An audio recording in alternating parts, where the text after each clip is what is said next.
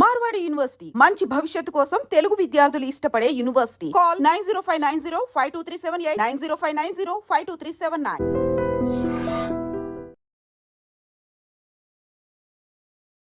Hi, welcome to IT.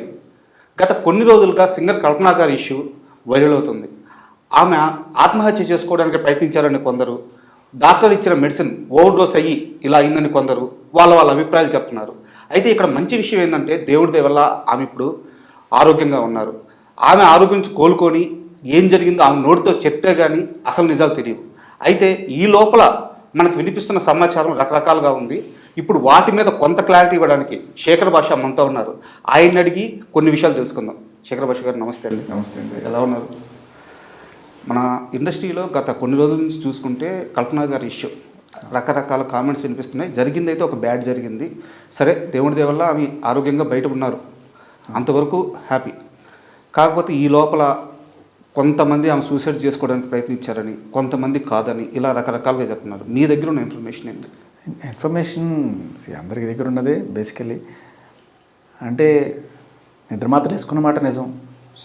అది వేసుకునేటప్పుడు ఆవిడ ఇంటెన్షన్ ఏంటి అనేది ఆవిడే కదా చెప్పాలి. సో ఆవిడ ఏదైనా రాసి పెట్టుంటే దాన్ని బట్టి మనం చెప్పగలం. ఆవిడ ఎక్కువ మాత్రలు వేసుకుంది. సో ఎక్కువ మాత్రలు వేసుకోవడానికి కారణం ఒకటి, ఆవిడ సూసైడ్ చేసుకోవాలనుకున్నారా, లేదు ఎక్కువసేపు నిద్రపోదాం అనుకున్నారా. అంటే అందరికీ ఉంటాయి ప్రాబ్లమ్స్ ఇవాళ రేపట్లో. సో ప్రాబ్లమ్స్ ఉన్నప్పుడు దానికి ఒంటరితనం కూడా యాడ్ అయింది అనుకోండి, అది డబల్ త్రిబుల్ లాగా అనిపిస్తుంది మనకి. సో అందరి లైఫ్లో యూత్లో ఉన్నప్పుడు మంచి కెరీర్ ఉంటుంది, తర్వాత రిటైర్ అయిపోయే స్టేజ్కి వచ్చిన తర్వాత ఫ్యామిలీ, పిల్లలు, మనవాళ్ళు, మనవరాళ్ళు, ఇదే కదా లైఫ్.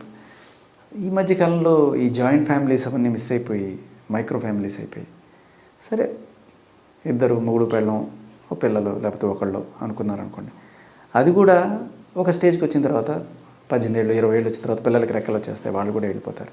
సో అప్పుడు పండు డాకులమి ఎండితిమి అన్నట్టుగా మొగుడు పెళ్ళమే కలిసి ఉండాలి. ఇక్కడ చూస్తే మనం ఆయనేమో తమిళనాడులో, కేరళలో, బిడ్డ ఏమో ఆయన చెన్నైలో, బిడ్డ పాప వచ్చేసి కేరళలో, ఈమె హైదరాబాద్. సో ఏమవుతుందంటే ఒక మనిషికి ఇలా కంప్లీట్ ఐసోలేషన్ అయిపోయి, ఒకవేళ అలా ఉన్నప్పుడు కాస్త బిజీ లైఫ్ అయినా ఉండాలి మనిషికి, ఏదో ఒక యావ. ఆవిడ కెరీర్లో పాటలు పాడుతూ అలా ముందుకెళ్తున్న టైంలో కూడా బాగానే ఉంటుంది. సరే ఎక్కడున్నారా, హాయ్ హలో బాగున్నారా. ఇప్పుడైతే కెరీర్లో కూడా కొంత స్లో పేస్ అయిపోతుందో అప్పుడు ఏంటి, నన్ను ఇండస్ట్రీ పట్టించుకోవట్లేదు, ఫ్యామిలీ కూడా దూరం అయిపోయారు అనే ఆ ఒంటరితనం మనం చూసాం. ఒక రంగనాథ్ గారు, ఒక ఉదయ్ కిరణ్, ఇలా చాలామంది ఆ ఒంటరితనం తట్టుకోలేక వెళ్ళిపోవాలనుకునే వాళ్ళు ఉంటారు. బాధ ఆవిడదే. దానికి కారణం అంటే బిజీ లైఫ్, ఎవరు బిజీ వాళ్ళది, ఎవరి లైఫ్ వాళ్ళది, దాన్ని కూడా తప్పు పట్టను. కానీ అంటే సారీ టు ఇంటరప్ట్ యూ, ఇప్పుడు ఇక్కడ నా క్వశ్చన్ కూడా అదే.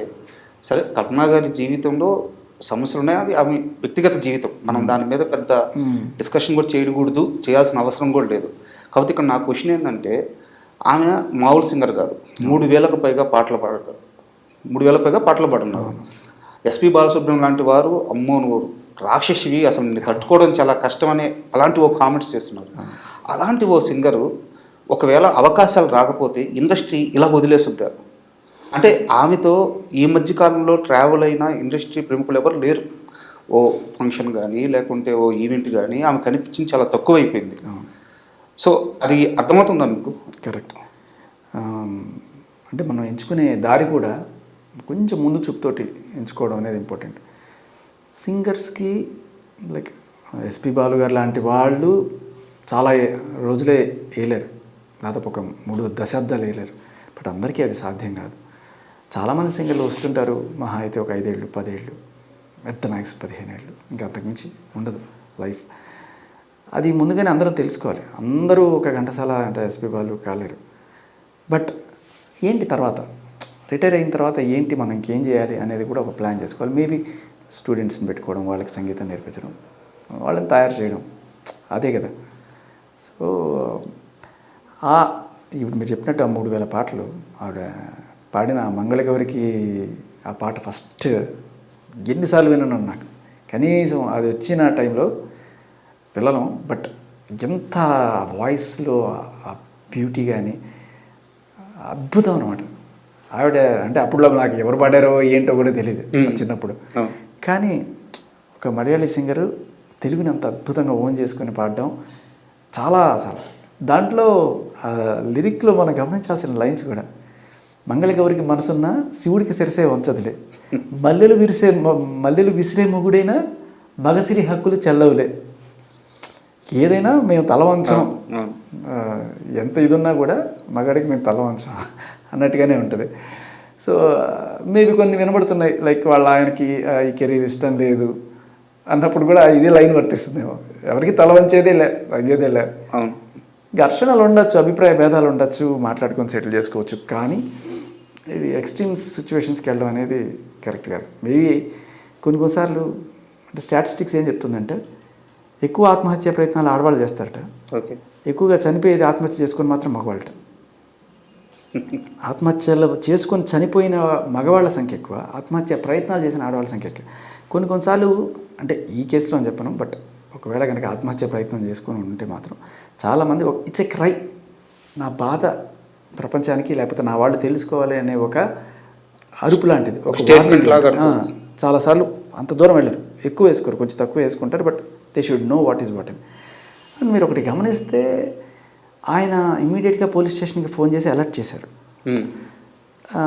అంటే ఆవిడ ఫోన్ ఎత్తట్లేదు, లేకపోతే ఆవిడ ఎక్కువ వేసుకున్నారనే విషయం ఆయనకి తెలిసిందో ఏదో అయి ఉంటుంది ఖచ్చితంగా. అలాగే ఆ అపార్ట్మెంట్లో ఉన్న వాళ్ళకి కూడా ఫోన్ చేశారంట, అక్కడ సెక్రటరీతో మాట్లాడారంట, వాళ్ళకి హెల్ప్ అడిగారంట. సో అంత జరగడానికి అంటే జనరలీ ఇంత బిజీ లైఫ్లో ఆవిడ 4-5 సార్లు ఫోన్ చేసి ఎత్తుండకపోవచ్చు. ఎత్తకపోతే సరే వాళ్ళకి వీళ్ళకి ఫోన్ చేసి ఏంటి ఎత్తట్లేదు అని కనుక్కోవడం అదొకటి అయి ఉండొచ్చు.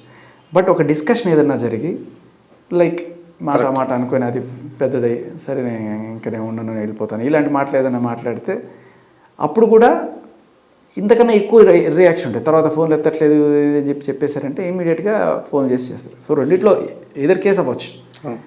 కానీ మన దురదృష్టం ఏంటంటే ఇదే రివర్స్లో జరిగింది అనుకోండి. ఒక భర్త భార్య బాధ తట్టుకోలేక లేకపోతే ఏదయ్యి ఆయన ఆత్మహత్య ప్రయత్నం చేశాడు అనుకుందాం. ఏ భార్యనైనా తీసుకెళ్ళి పోలీసులు విచారిస్తారు? ఇమీడియట్గా జరగదు, చేయరు. అంటే ఈయనే పోలీస్ స్టేషన్కి ఫోన్ చేసి అలర్ట్ చేసి ఆవిడని సేవ్ చేసుకునే ప్రయత్నం చేసినా కూడా ఈయన పోలీసులు అదుపులోకి తీసుకొని విచారించే పరిస్థితి, మగాడి దుస్థితి ఇక్కడ కూడా. ఇక్కడ లేదు, మగాడికి పుట్టడమే ఇదనమాట. అది ఆడవాళ్ళని అయితే నిజంగా మగాడు ఆత్మహత్య చేసుకొని చచ్చిపోయినా కూడా ఆడవాళ్ళని తీసుకెళ్ళి ఇంట్రాగేట్ చేసేంత ధైర్యం కూడా చేయరు. Until unless there is a solid evidence ఏదో ఉంటుంది. ఇక్కడ ఏ ఎవిడెన్స్ లెక్కలేదో నేను తీసుకెళ్ళి కూర్చోబెడతారు. మొన్న అయితే సినిమాలో చూసే 7 ఏళ్ల లోపట పెళ్ళని ఆత్మహత్య చేసుకుని చచ్చిపోతే మాత్రం ఫస్ట్ నేను తీసుకెళ్ళి లోపల కూర్చో, అక్యూజ్డ్ వన్ నువ్వే అట, ఆవిడ ఆత్మహత్య చేసుకున్నా కూడా నువ్వే అట, మన ప్రమేయం ఉన్నా లేకపోతే అలా ఉంటాయి. సరే ఇవి పక్కన పెట్టేస్తే అసలు విషయం ఏంటంటే మనిషికి యావ అనేది చాలా ఇంపార్టెంట్. సంగీతం కావచ్చు, సంగీతం నిజంగా ఒక అద్భుతమైన సాధనం. బట్ అది సంగీతాన్ని ఎంజాయ్ చేయాలి తప్ప ప్రపంచం మనకి చప్పట్లు కొడుతుందా లేదా అనే విషయం పక్కన పెట్టేసి కేవలం సంగీతంలో ఉన్న మజా నువ్వు ఎప్పుడైతే పొందుతావో అది అనంతం. That it self is like divine అనమాట. అప్పుడు సెల్ఫ్ సాటిస్ఫాక్షన్ అంతే. ఇప్పుడు ఒక సైంటిస్ట్ ఉన్నాడు అనుకోండి, ఆయనకి ఒంటరితనం అనేది ఉండదు. ఒక్కడే ఉన్నా కూడా ఏదో ఒక రీసెర్చ్ చేసుకుంటూ బతికేస్తుంటాడు, చాలా బిజీగా ఉంటాడు. ఆయన ఒక్కడే ఉన్నా కూడా ఏదో చేసేస్తుంటాడు కదా. సో మనకి భార్యతో పాటు ఇంకో పెళ్లి చేసుకోవాలి, అదే ఒక గోల్. అది మనకి ఇష్టమైన రీసెర్చ్ చేసేది అయి ఉండాలి. ఒక క్యూరియాసిటీ అనేది బుర్రలో ఆ పురుగు తొలుస్తూ ఉండాలి. ఎప్పుడైతే అది చచ్చిపోతుందో మనకి వేరే వేరే వేరే సపోర్ట్ కావాల్సి వస్తుంది. ఆ సపోర్ట్లు కూడా ఫ్యామిలీ నుంచి మిస్ అయిపోయి, ఇండస్ట్రీ నుంచి మిస్ అయిపోయి, అన్నీ మిస్ అయిపోతే అలాంటి టైంలో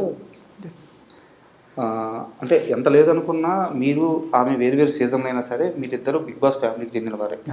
సో కొన్ని ఈవెంట్స్లో అయితే మీరు కలుస్తూనే ఉంటారు. నేను అన్ఫార్చునేట్లీ ఇప్పుడు దాకా కలవలేదు. బట్ బిగ్ బాస్ ఎస్ అన్ని సీజన్లకి కలిపి ఒక క్లబ్ ఉంటుంది. ఏ బిగ్ బాస్ సీజన్ 7 వాళ్ళైనా 6 వాళ్ళైనా మమ్మల్ని పిలుస్తుంటారు, మేము వాళ్ళని పిలుస్తుంటాం, అందరం కలిసి like we are group of family. But unfortunately event అయితే దగ్గర నుంచి అయితే చూస్తుంటారు కదా? లేదు, చూడలేదు, అన్ఫార్చునేట్లీ చూడలేదు. బట్ అంటే ఈ క్వశ్చన్ ఎందుకు అడిగానంటే ఆమె కల్పన గారు అందరితో కలవడానికి చాలా ప్రయత్నం చేస్తారు. అంటే తన ఒంటరితనం బయటపడకుండా, తన లోపల ఉన్న ఆ భయము అవన్నీ బయటపడకుండా ఒక గంభీరంగా కనిపించడానికి, నేను ధైర్యంగానే ఉన్నాను అని చూపించడానికి అందరితో ఈజీగా కలిసిపోతారు, అందరితో బాగా మాట్లాడతారు. బట్ అది కూడా వర్కౌట్ అవ్వలేదని ఒక టాక్ అయితే అవ్వచ్చు, అయి ఉండొచ్చు. కాకపోతే ఏంటంటే నలుగురిలో కలిసినప్పుడు అందరితో మాట్లాడతాం, కలుపుకోలుగా మాట్లాడతాం, వాళ్ళు కూడా మాట్లాడతారు, అంతా పై మాటలు ఉంటాయి. At the end of the day వెళ్ళిపోయిన తర్వాత ఎవరు కూడా మనకి మనసుకు నచ్చిన ఫ్రెండ్ అనేవాళ్ళు ఉండరు. అట్లీస్ట్ ఫ్యామిలీ, సరే ఇండస్ట్రీ వదిలేసింది, ఫ్యామిలీ కూడా లేదనుకున్నాం, ఒక మంచి ఫ్రెండ్ కలిసి ఎవరైనా అబ్బాయి కానీ అమ్మాయి కానీ ఎవరో ఒకరు, ఎస్ అట్లీస్ట్ ఒక మంచి గోల్, ఇవి రెండూ లేకపోతే తొందరగా ముసలాళ్ళు అయిపోతారు, తొందరగా వెళ్ళిపోతారు. కొంతమంది ఉంటారు, మీరు గమనించండి, వాళ్ళకి ఎన్నాళ్ళైనా సరే వాళ్ళలో ఆ యూత్ఫుల్నెస్ అలాగే ఉంటుంది. ఎందుకంటే they are always in to something, they will keep doing something. Uday Kiran చూడండి, రంగనాథ్ గారు చూడండి. ఉదయ్ కిరణ్ లైక్ ఆయన చదువులో పెద్ద రాణించలే, ఇండస్ట్రీకి వచ్చాడు, తక్కువ మనకి ఆయనకు ఫేమ్ వచ్చింది, టప్ టప్ టప్ అని వరుస పెట్టి సూపర్ మెటిక్యులస్ రైజ్ అది. సో ఆయన ఏంటి యాక్టింగ్ చేయడం మాత్రమే. తర్వాత ఒకవేళ ఫ్యూచర్లో రిటైర్ అయిపోతే ఏంటి, ఎన్నాళ్ళు ఉంటావు హీరోగా? 10 ఏళ్ళు 20 ఏళ్ళు, సరే తర్వాత ఏంటి? అందరూ బాలయ్య బాబులాగా చిరంజీవిలాగా ఉండలేదు తర్వాత కూడా. 60 years దాటినా కూడా వాళ్ళు లైక్ 20 ఏళ్ళ హీరో ఇంత డ్యాన్స్ చేయగలరు వాళ్ళు. అందరికీ అలా ఉండదు. బట్ రియాలిటీలో కొంత మనం ఆలోచించాలి. ఆ బ్యాకప్ ప్లాన్ అనేది కూడా ఇప్పుడైతే ఇప్పుడు ఉదయ్ కిరణ్కి అయితే చాలా ఎర్లీగానే జరిగిపోయింది పాపం తన లైఫ్లో. పాయింట్ ఏంటంటే కెరీర్ బాగున్నప్పుడు అందరూ నీ చుట్టూ ఉంటారు, ఉదయ్ కిరణ్ ఉదయ్ కిరణ్ ఉదయ్ కిరణ్.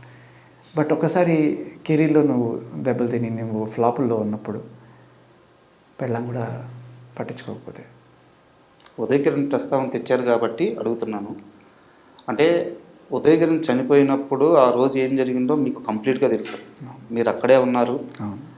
అయితే ఆ రోజు కానీ ఉదయ్ కిరణ్ పక్కన ఎవరైనా ఒక్కరుండుంటే, ఖచ్చితంగా ఆ క్షణం తప్పించుంటే. ఉదయ్ కిరణ్ రేడియోకి చాలాసార్లు వచ్చాడు. ఎస్పెషల్లీ నేను నాన్ స్టాప్ 100 గంటల మ్యారథాన్ చేశాను రేడియోలో ఆపకుండా. 4 రోజులు ఆహారాలు నేను నిద్ర లేకుండా కంప్లీట్గా చేశాను. ఆ టైంలో ఫైనల్ లాస్ట్ 1 అవర్లో తన గెస్ట్గా వచ్చాడు. చాలా it's like a good friend. ఇప్పుడు రాజ్ తరుణ్ ఎలా నాకు ఫ్రెండ్, ఉదయ్ కిరణ్ అప్పట్లో చాలా మంచి స్నేహితుడు. కానీ అంత అడపదడప మాట్లాడుకునే ఇది ఉండదు. నాకేంటంటే ఈ పబ్బులు ఈ కంట్రీకి దూరంగా ఉంటారు, మందులో ఫ్రెండ్స్ ఉండరు నాకు. బట్ ఆయనతో అప్పుడప్పుడు ఉండేది. ఏంటి పరిస్థితి అప్డేట్లు, తర్వాత జెమినీ మ్యూజిక్లో కూడా విజయం చేసేప్పుడు చాలాసార్లు ఇంటర్వ్యూలు మీరు చేసినట్టు నేను అలా సేమ్ ఇదే ప్లేస్లో ఉదయ్ కిరణ్ కూర్చోబెట్టి శ్రీరామ్ తర్వాత 2-3 సినిమాలు కూడా చేశాను. తర్వాత తమిళ్లోకి వెళ్ళాడు ఆయన అదృష్టం ప్రేక్షకుడు కూడా. బట్ ఏం చేసినా కూడా దానికి ఒక బ్యాడ్ టైం అనేది ఉంటుంది. బ్యాడ్ టైం దాటి గుడ్ టైం వస్తుంది. ఆ టైంలో ఒక మంచి స్నేహితుడు ఖచ్చితంగా ఉండుంటే మీరు చెప్పినట్టు ఆయన బతికేసి ఉండేవాడు. ఒక్కరోజు ఆ రాత్రి ఆ 1 గంట ఆ చెడు నిర్ణయం తీసుకునేటప్పటికి. అండ్ చెడు సావాసాలు, చెడు సావాసం అంటే ఫ్రెండ్స్ అని కాదు, మందు సిగరెట్లు ఇంకా మాదక ద్రవ్యాలు, ఆయనని కాదు మామూలుగా జనరల్గా ఎప్పుడైతే ఇవి తీసుకుంటాం ఒకసారి ఆ హై లోపల నుంచి వెళ్ళిపోయినప్పుడు సడన్గా డిప్రెషన్ వచ్చేస్తుంది. ఏంటి జీవితం ఎందుకని చెప్పి. సో అది కూడా చాలా డేంజరస్. అది ఆయన